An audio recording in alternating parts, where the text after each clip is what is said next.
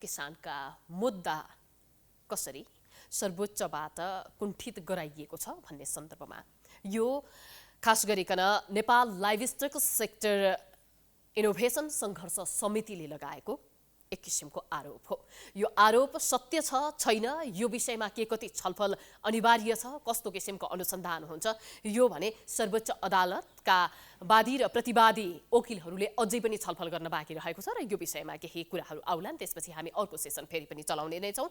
आज हामीसँग कुराकानीका लागि नेपाल लाइभस्टक सेक्टर इनोभेसन सङ्घर्ष समितिका संयोजक योगेन्द्र खनाल हुनुहुन्छ। उहाँलाई स्वागत गर्छु। यहाँलाई स्वागत छ। हजुर नमस्कार। अब यहाँहरूले सङ्घर्षका कार्यक्रम गर्छौँ भनेर विभिन्न किसिमको अन्तर्क्रिया छलफल कार्यक्रमहरू गरिरहनु भएको छ। हजुर। कस्ता किसानको कस्तो समस्यालाई लिएर तपाईँहरू सर्वोच्चले गरेको स्टे अर्डरको विरुद्धमा यस्ता किसिमका कार्यक्रम गर्दै हुनुहुन्छ, हामीलाई जानकारी गराउनुहोस्।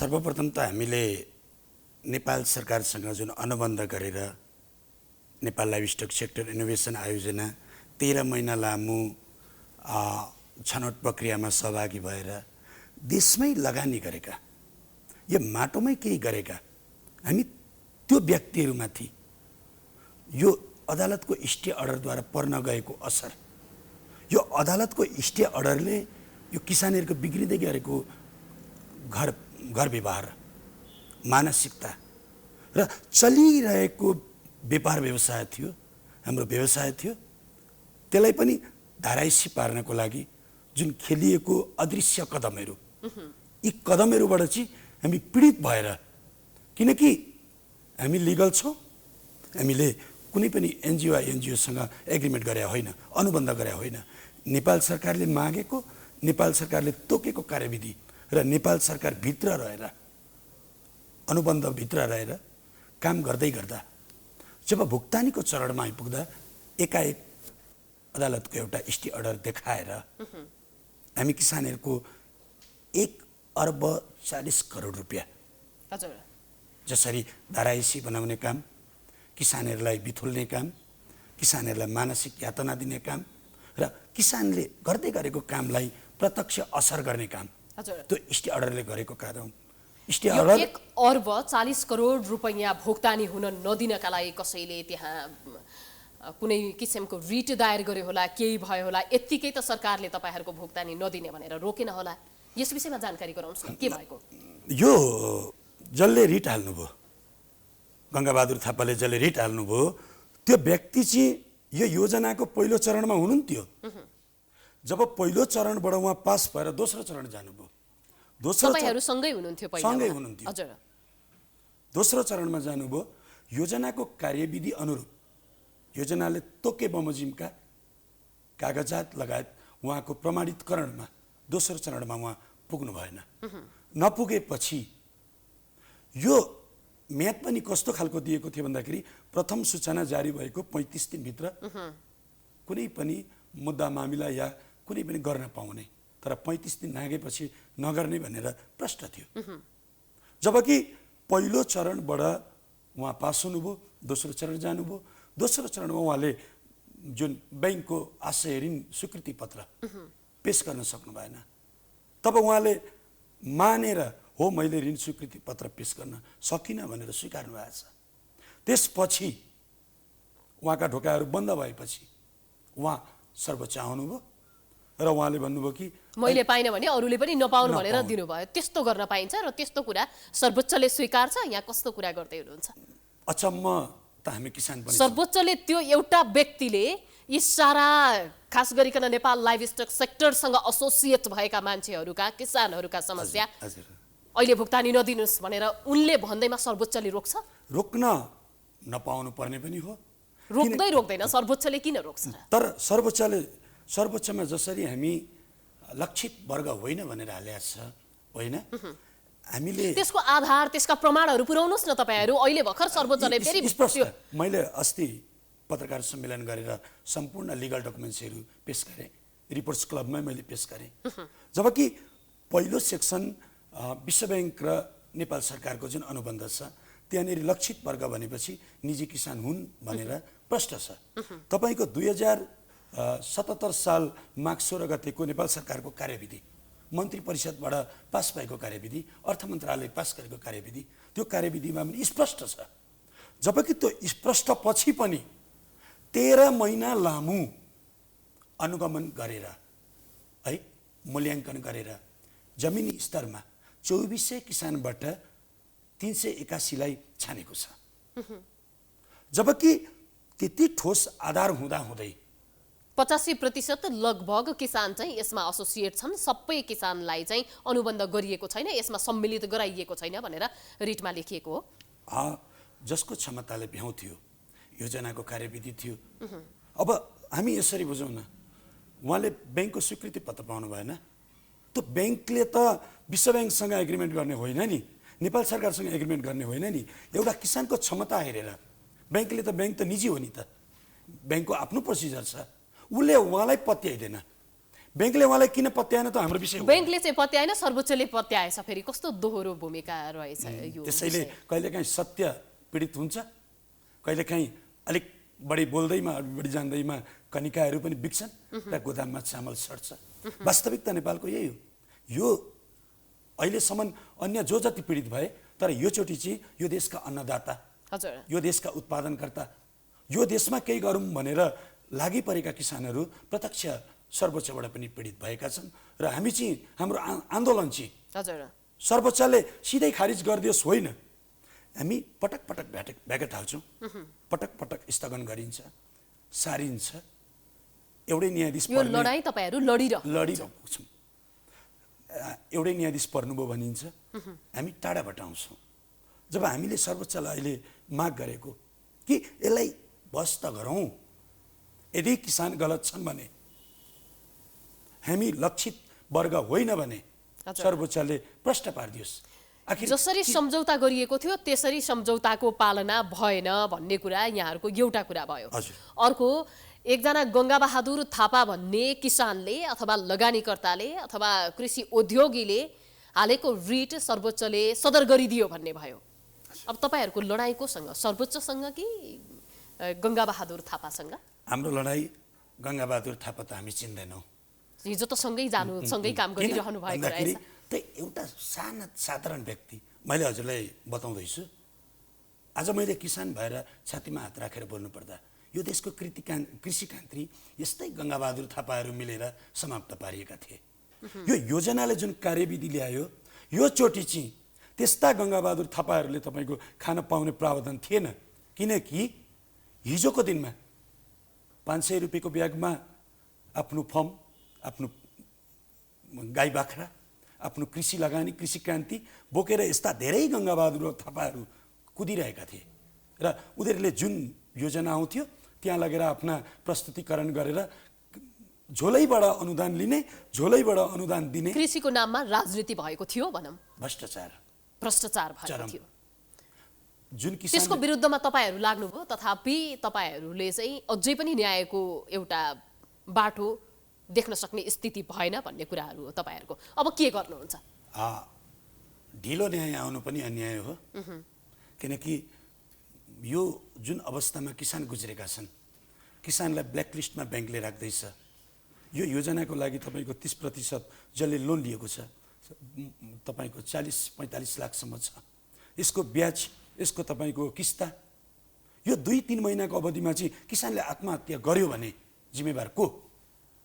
एउटा किसानलाई उत्पीडन गर्ने कस्तो सरकार? सरकार नभनौँ, अदालतको जुन सम्मानित अदालत हो, म इज्जत गर्छु, संयन्त्र त्यस्तो भइदियो भन्ने यहाँहरूलाई लाग्छ। तर कहिलेकाहीँ राम्रो छ, थाहा छ, त्यो अस्ति झोलामा अनुदान लिने र दिने बानी परेका कारणले अदालतले पनि ठ्याक्कै उसले हाल्यो, लु फेरि ठुलो झोला आएछ भनेर ट्याक्कै रोकेको भन्ने पनि हामीलाई लाग्छ। तर अदालतलाई बिन्ती बिसाउँछौँ कि अदालतले एउटा कमिटी गठन गरोस्। जो किसान भुक्तानी माग्न आउनुहुन्छ, प्रत्येक किसानको तपाईँको 1 हप्तामा नेपालभरि घुम्न सकिन्छ। 28 जिल्लामा यो कार्य योजना लागू भएको छ। सबैको प्रतिवेदन तयार पारोस् कि कति लगानी गरेछ किसानले, त्यो निचोड निकालोस्। कमसेकम यहाँ माथि बस्नेले जुन किसानले उत्पादन गरेको बालीनाली खाएर किसान विरुद्ध फैसला गरिरहँदा एउटा त्यो चाहिँ गरोस् कि कमसेकम निष्पक्षता होस्। हामीलाई गरिदिऊ। सर्वोच्च अदालतको स्टे अर्डर अझै पनि यो एकपक्षीय भयो भन्ने कुरामै यहाँहरू आरोप लगाइरहनु भएको अवस्था हो। यो म अन्तिममा सोध्दैछु, त्यसपछि हामी कृषि क्रान्तिका कुरा गरौँला, कृषकका समस्याका कुरा गरौँला, राजनीतिक उत्पीडनका कुरा गरौँला। अझै पनि त्यही हो कुरो, तपाईँहरूले आरोप लगाउनु भएको त्यही हो, एकपक्षीय भएको हो। स्पष्ट अदालतको जुन आदेश छ त्यसले देशमा 1 अर्ब 40 करोड लगानी गर्ने हैसियत भएका निजी किसानमाथि आर्थिक अपराध गरेको छ र जसरी हेर्नुपर्ने थियो, जसरी हुनुपर्ने थियो, जसरी सोच्नुपर्ने थियो त्यो सोचिएको छैन। किनकि त्यो सोचिएको भए एउटा व्यक्तिले भन्दैमा म हजुरको आज यो टेलिभिजनसम्म आइपुगेको छु नि, अहिले कसैले मलाई बाहिर सङ्गीन आरोप लगाउला, मलाई हतकडी लगाएर लैजालान्, फेरि 2 महिनापछि म निर्दोष साबित हुन्छु। त्यो 2 महिनाको अवधिमा चाहिँ म पागल पनि भएको हुन सक्छु, मेरो जुन ऊर्जाशील समय छ त्यो नष्ट पारिएको पनि हुनसक्छ। र अर्को कुरो, म एक हिसाबले अहिले साँच्चै भनौँ भने एउटा ड्रगिस्ट र जडिया पनि बनाउन सक्छु। किनकि जुन मेरो ऊर्जाशील समय, पोजिटिभ सकारात्मक सोच, यो खालको मानसिकताले हत्या गरिसकेका हुन्छ। आज गङ्गाबहादुर थापाको जुन रिट छ, अदालतको स्टे अर्डर छ, त्यसले नितान्त किसानहरूको मानसिक जुन किसान बाहिर जिउँदा छन् तर अन्तरआत्मालाई मारिसकेको छ। किसान तपाईँको विश्वासै गर्न छोडिसके, पत्याउँदैनन्। किनकि किसानलाई थाहा छ, किसान खोज्दै पनि गएको होइन, गोर्खापत्रमा प्रकाशित भएको सूचनाको आधारमा झापा बसेर काठमाडौँको सूचनालाई आधार मानेर काठमाडौँका मान्छेहरू गएर उहाँ गरेको मूल्याङ्कन र प्रमाणीकरणलाई आधार मानेर अगाडि बढेका किसान कति छन् यस्ता किसानहरू जसले देशभरिमा 381 छन्। 381 छन्। 27-28 वटा जिल्लामा चाहिँ यो किसिमको कार्यक्रम लागू भएको छ। हजुर। यो कृषि उत्पादनसँग जोडिएर कुरा गरौँ, अझै पनि तपाईँका समस्याहरू राख्न सक्नुहुन्छ, केही भएन। कृषि उत्पादनमा यो नेपाल लाइभस्टक सेक्टर इनोभेसनले कस्तो कस्तो किसिमको चाहिँ उत्पादन गरिरहेको छ र यसको बजार विस्तारमा चाहिँ तपाईँहरूलाई समस्या भएको छ कि छैन बजारीकरणमा चाहिँ? सर्वप्रथम त इनोभेसन आयोजनाले दुध उत्पादन, दुध प्रशोधन, मासु उत्पादन, होइन, गाई पालन, बाख्रा पालन, पस्मिना, योसँग जोडेर एउटा राम्रो योचोटि कार्यविधि ल्याएको हो विश्व ब्याङ्कको सहकार्यमा। यसमा प्रावधान कस्तो राखियो भने 30% ब्याङ्कले लगानी गर्नै पर्ने, ब्याङ्कको स्टेटमेन्ट हुनै पर्ने, तपाईँको भ्याट बिल र टिडिएस तिरेको आधिकारिकता चाहियो। किसानले गोजीबाट 20% लगाउनै पर्ने। यहाँ 30-20 भयो, 50% फेरि कसले लगाउने? 30-20-50 भयो र वर्ल्ड ब्याङ्कको सहयोगमा 50% लगानी गर्ने। यो प्रावधान अहिलेसम्मकै नेपालको अवस्थामा राम्रो थियो। किनकि 1 नम्बर जसले पाए त्यसले दियो। मैले भने नि यो त एकदमै कम पहुँच भएका साना किसान जसले सानो खेतीबारी गरेर चाहिँ केही आय आर्जन गर्छ अथवा आफ्नो हातमुख जोड्छ, त्यो किसानसँग पहुँच नपुग्ने किसिमको प्रोजेक्ट रहेछ नि यो। सर्वप्रथम त योजनाले जुन कुरा मागेको छ, हजुर, हामी स्वाधीनताको बाटोमा, स्वाधीनताको लडाइँमा मुलुकमा कसरी कृषिलाई कसरी माथि लगेर अलिकति अर्थतन्त्रलाई जोगाउनु पर्छ भन्ने सोच राखेर योजना ल्याइएको हो, होइन? साह्रै तलैकोलाई त विश्व ब्याङ्कले प्रत्येक घरलाई दिएर सक्ला नसक्ला, तर सम्भव भने त्यो छैन। सम्भव के थियो त भन्नुहुन्छ भने यति क्षमता यो ठुला कृषकलाई समेट्न कोसिस गर्यो। यानि कि जुन बाहिरबाट आइरहेका वस्तु छन्, आयात छन्, त्यसलाई रोक्नको लागि चाहिँ जस्तै अब यो प्रोग्राम मार्फत बाख्रा उत्पादन हुँदै थियो, यहाँ धेरै चलखेल छ। यो 15 लाख बाख्रा वर्षको यो योजनाबाट उत्पादन भयो भने पारीका माफियाले 15 लाख बाख्रा यो देशलाई बेच्न पाएनन्। त्यो 15 लाख बाख्रा किन्ने पैसा यो देशबाट त्यो पारी जान पाएन। यो सीमित हामीसँगै मात्रै जोडिएको विषय भने होइन, मुलुकको अर्थतन्त्रसँग, मुलुकको समृद्धतातर्फसँग र हाम्रो स्वाभिमान र स्वरोजगारतर्फसँग जोडिएको मुद्दा हो। नेपालको कृषि आधुनिकीकरणले छिमेकीलाई प्रभाव पार्छ भनेर यो किसिमको कूटनीति भएको पनि हुनसक्छ। तपाईँहरू यो आकलन गर्दै हुनुहुन्छ अथवा आशंका गर्दै हुनुहुन्छ? जहाँसम्म हामी प्रष्ट छौँ, यो देशमा कृषि प्रधान देश हो, 50 अर्बको चामल किनिन्छ। प्रत्येक वर्ष तपाईँको 20-25 लाख 30 लाख भेडा च्याङ्ग्रा मासुजन्य जुन जनावरहरू छ त्यो त अहिले पनि छ। यहाँहरूले यो इनोभेसन सुरु गरिसकेपछि, यो कृषि उद्यम सुरु गरिसकेपछि पनि त खोइ त नेपालमा त्यो आयातको मात्रा घटेको छैन नि त। तपाईँलाई मैले अघि भने झोलामा कृषि क्रान्ति थियो नेपालमा के, झोलैमा तपाईँको बाख्राहरू हुर्किन्थे, यानि कि त्यो जमिनी स्तरमा काम भएकै थिएन। यस्तै गङ्गाबहादुर थापाहरू जस्ताले तपाईँको आफ्ना कोही मन्त्री आउलान्, कोही आफ्ना संसद आउलान्, कोही मन्त्रालयमा होलान्, सेटिङ मार्फत अनुदानलाई किसानका नाममा चरम भ्रष्टाचार ब्रह्मलुटमा चाहिएको थियो। तर यो योजनाले जब 2-3 कुरा जोड्यो, हजुर, त्यो लुट्न पाउने अवस्था थिएन। र हजुरले मलाई अर्को प्रश्न गर्नुभयो, हामीले त उत्पादन सुरु गर्नै पाएको छैनौँ। मैले गाई दुध उत्पादन गर्छु, मसँग तपाईँको 60 वटा गाई बस्नको लायक आधुनिक मैले 40 लाख खर्च गरेर अहिले त संरचना निर्माण गरेँ नि। अब योजनाले पैसा दिएपछि गाई ल्याउने हाम्रो एउटा मापदण्ड हो, सुरुवातको चरणमा आउनुहुन्छ तपाईँ। सुरुवात हो। त्यसलाई हामीले चाहिँ जुन व्यवसाय गर्दै थियौँ त्यसलाई बृहत बनाएर लिएर जाने, नवीनतम बनाएर लिएर जाने, यसको जोखिमहरूलाई कम गर्ने, कम लगानीमा धेरै उत्पादन गर्ने र त्यो पारिबाट आउँदै गरेका वस्तु छन् नि, यिनलाई चाहिँ कसरी हुन्छ रोक्ने र हाम्रो मुलुकको पैसा यहाँबाट त्यहाँ जान रोकिन्थ्यो। जबकि मैले कुरै गर्दा खोल्नुपर्छ, म मात्रै किसान होइन, यति धेरै धान बाली खेतीबाली हुन्छ हाम्रोमा। आज तपाईँको हेर्नुहोस् त, यो अवस्थामा आएर मैले हिजो पत्रिकामा हेरेको थिएँ कि अब डिएपी आउँदैछ, जबकि त्यो डिएपी चाहिन्थ्यो साउनको पहिलो हप्तामा। असार 15 छेपछि चाहिने डिएपी तपाईँको असोजमा आइपुग्छ। तपाईँको 1 बिघा बराबर यो डिएपी र युरियाबाट 30 मन धान प्रभाव पर्छ भनेपछि यहाँ त कमसे कम 50-60 अर्बको चामल त त्यो डिएपी र युरिया बेलामा दिँदा किसानले उत्पादन गरे, पारीको किन्नै परेन। कति ठुलो माफिया छ। म मेरो देश र मेरो माटोलाई छातीमा राखेर बोल्दैछु। खैर, हामी यहाँहरूको सङ्घर्षका कार्यक्रमहरू र अब सर्वोच्चले गरेको स्टे अर्डरले यहाँहरूलाई पारेको प्रभावको सन्दर्भमै केन्द्रित हुनुपर्दाखेरि अब तपाईँहरू फेरि पनि सर्वोच्चमा आफ्ना समस्याहरू लिएर जानुहुन्छ, अब फेरि मुद्दा हाल्नुहुन्छ अथवा यो लडाइँ कसरी लड्नुहुन्छ? हाम्रो मुद्दा चलिरहेको छ है। केही दिनमा अब सुनवाईको प्रक्रियामा छ। हिजोको दिनमा एउटा बहस भयो। हिजोको दिनको बहस अलिकति उपलब्धिमूलक भएको छ। हामीले सर्वोच्चलाई दबाब दिन खोजेको होइन, हामीले प्रष्ट भनेका छौँ। लगानी डुब्यो, ब्याङ्कले घरबार लग्न लाग्यो, यो संवेदनशील विषय हो।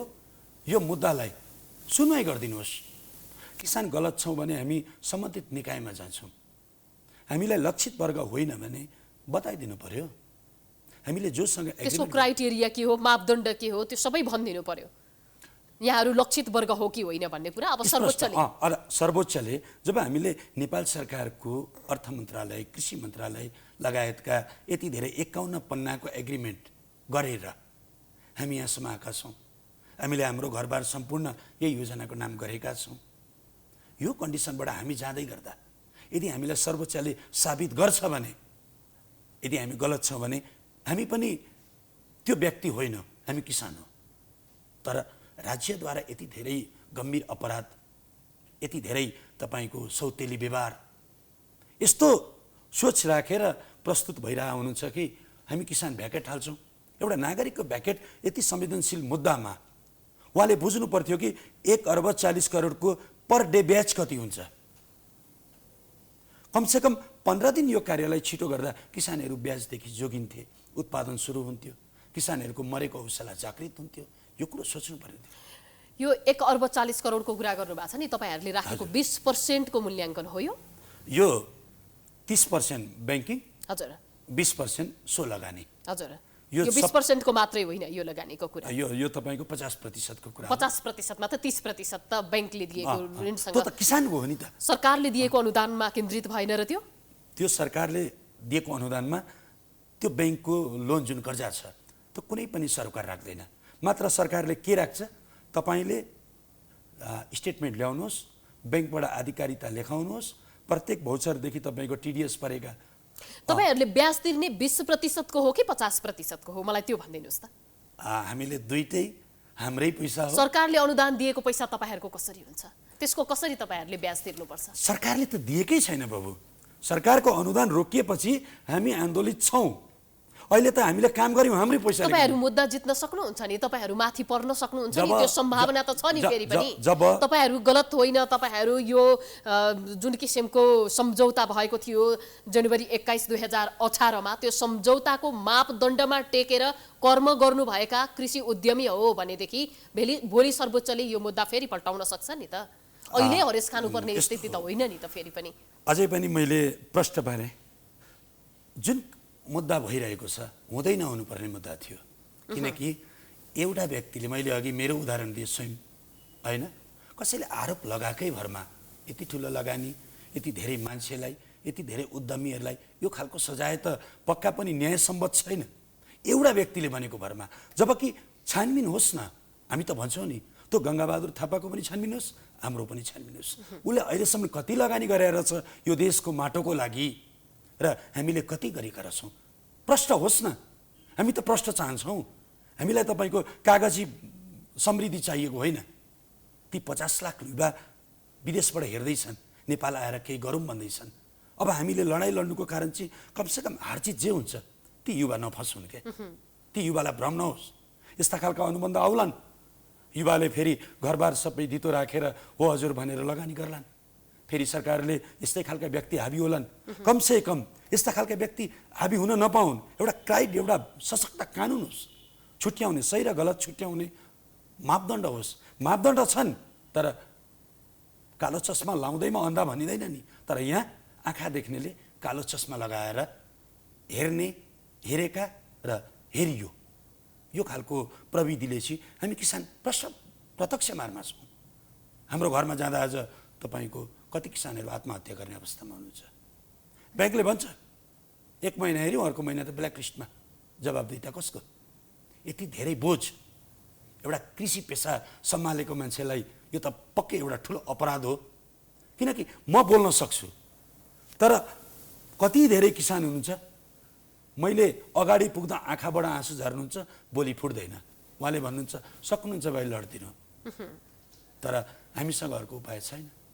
कृषि क्रान्तिको नाममा लड्ने लडाईँ त अब सुरुवात गर्नुपर्ने रहेछ। त्यसो भए देशमा यो अहिलेको सर्वोच्चको स्टे अर्डरबाट के प्रश्न हुन्छ भने विश्वास कसलाई गर्ने?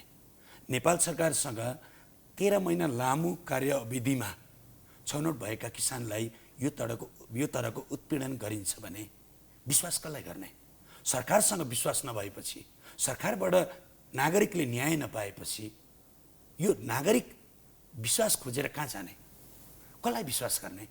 हामी यही खोजिरहेको छौँ कि अब यो देशमा विश्वास गर्ने पात्र के हो त? सरकारलाई गरौँ, सरकारसँग अनुबन्ध गरिएको थियो, सरकार आफै पीडित छौँ भन्छ। न्यायालयलाई गरौँ, न्यायालयले जति सजिलो ढङ्गबाट स्टे अर्डर जारी गरेको छ त्यो आधारले ती न्यायमूर्तिहरूलाई गरौँ। एउटा साधारण मान्छेले बुझ्ने केस छ, 10 मिनटमा सकिन्छ बस हुँदा भनेर सम्पूर्ण अधिवक्ताहरू भन्नुहुन्छ। यो दर्तै नहुने केस दर्ता भयो, हामी जान्दैनौँ। उहाँहरूको एउटा कुरा छ, तपाईहरुले भेट्नु भएको छ अधिवक्ताहरूसँग, त्यस्तो किसिमको कुराहरू उहाँहरूले गरिरहनु भएको छ। अब अन्तिम लडाई के हो मलाई त्यो भनिदिनुस्। हामी अन्त्यमा छौँ कार्यक्रमको। तपाईहरु के गर्नुहुन्छ, कति समयसम्म गर्नुहुन्छ र सरकार अथवा सर्वोच्च अदालतसँग तपाईहरुको के अपेक्षा रहेको छ? अदालतले चाँडोभन्दा चाँडो सुनवाई गरोस्, छलफल गरोस् भन्नु पर्यो पहिले त हैन, सत्य तथ्य बाहिर ल्याओस्। लगानी गरेका किसानको पनि गाउँ गाउँ गल्ली गल्ली गएर एउटा प्रतिवेदन तयार पारोस्। कमसेकम मुलुकलाई समृद्ध बाटोमा लाने भए हैन। हामी त किसान हो, हामी यो योजना मार्फत सकिँदैछौँ, हामी सकिन तयार छौँ। तर किसानका नाममा 20,000 कर्मचारी पालिएका छन्, 25,000ले तपाईँको दसैँ भत्ता बुझेका छन्, 12-15 हजारले चिल्ला गाडी चलेका छन्। तर आज किसान रुँदैछ, किसान फेरि पनि मर्दैछ।